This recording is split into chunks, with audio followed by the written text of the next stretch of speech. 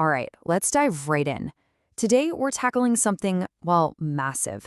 We're going to chart the key evolutionary innovations over 2 billion years of life on Earth. But this isn't just a history lesson. Think of it more like a cosmic detective story. We're looking at how life solved these huge life-or-death problems to eventually take over the entire planet. And our journey starts with a number that's pretty hard to wrap your head around. So yeah, that's our starting number, 2 billion years.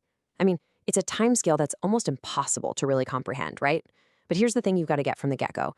Life has never just existed on its own. It's always been reacting to these enormous, sometimes violent changes in the physical world. Evolution is just this relentless, ongoing process of adaptation. And that's really our mission here.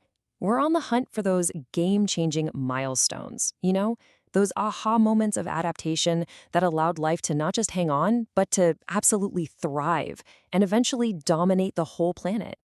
So, let's rewind the clock, way back, about 2 billion years ago.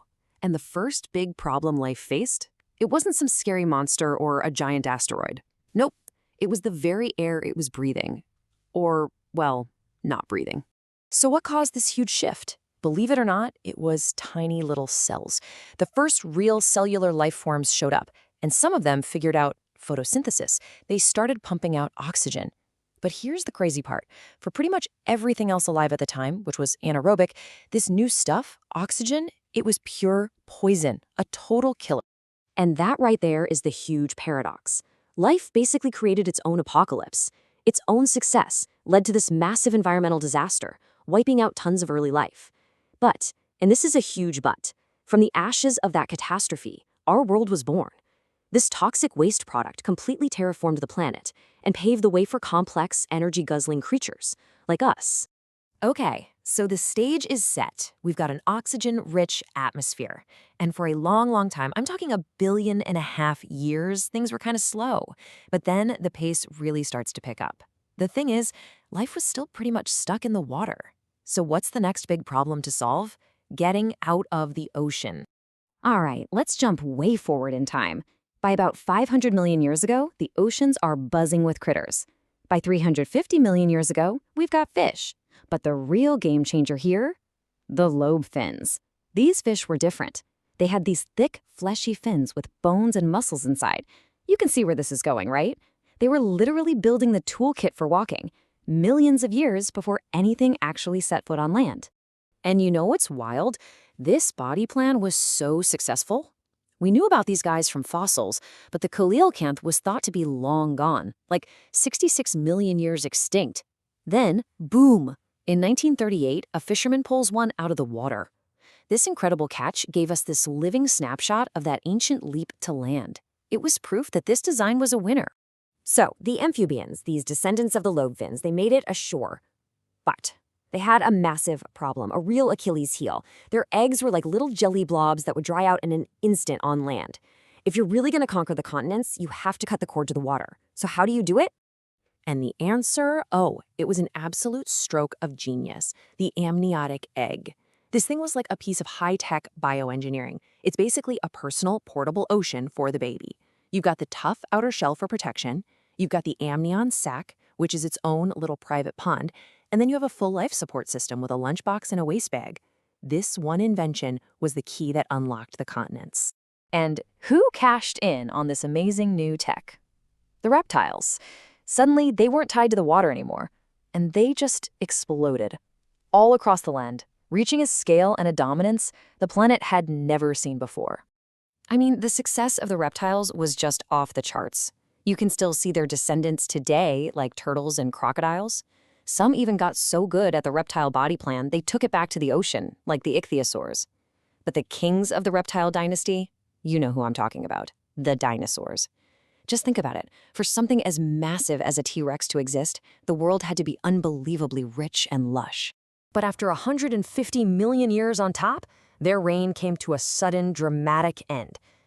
Now, there are a couple of big ideas about what happened.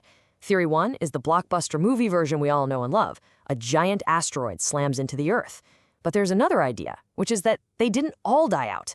A smaller, feathered branch of dinosaurs just kept on evolving and became birds. No matter how it happened, Their exit was a total reset. The stage was suddenly empty. So, who was waiting in the wings, ready for their big break? The mammals. And their game plan for taking over the world was totally different. So let's just compare these two strategies. You have the dinosaurs, right? Their strategy was basically go big or go home. Pure size and power. Then you have these tiny shrew-like mammals, and they did the complete opposite. They stayed small, they hid out at night, and they used a brand new weapon, their brains. And I love this specific phrasing from the source material because it's key. See, we think of intelligence as, building fires or using tools. But back then, it wasn't about that at all. It was all about behavior.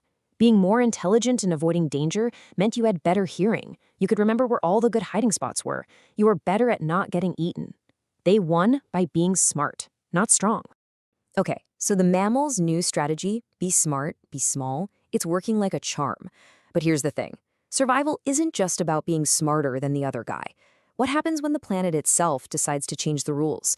Yeah, we need to talk about a force that can override everything: continental drift. Think of it like this. Continental drift is the ultimate referee, moving in super slow motion.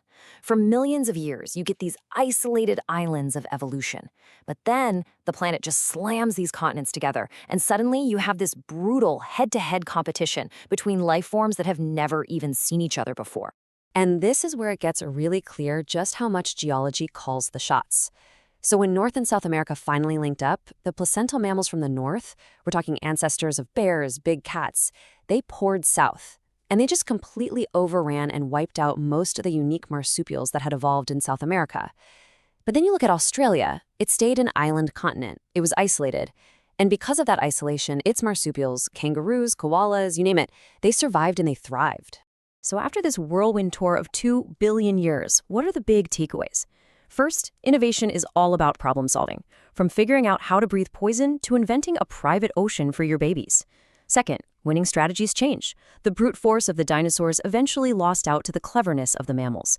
And finally, sometimes it doesn't matter how smart or strong you are. Geography can be the final judge. And that kind of brings us to a final, pretty provocative thought for today. We've seen how the planet's physical changes created winners and losers, and, well, we are living through our own period of massive, rapid planetary change, aren't we? So the question is, what's happening right now, whether it's in our atmosphere or on the ground, that might be quietly deciding who the next great biological winners and losers are going to be? Definitely something to chew on.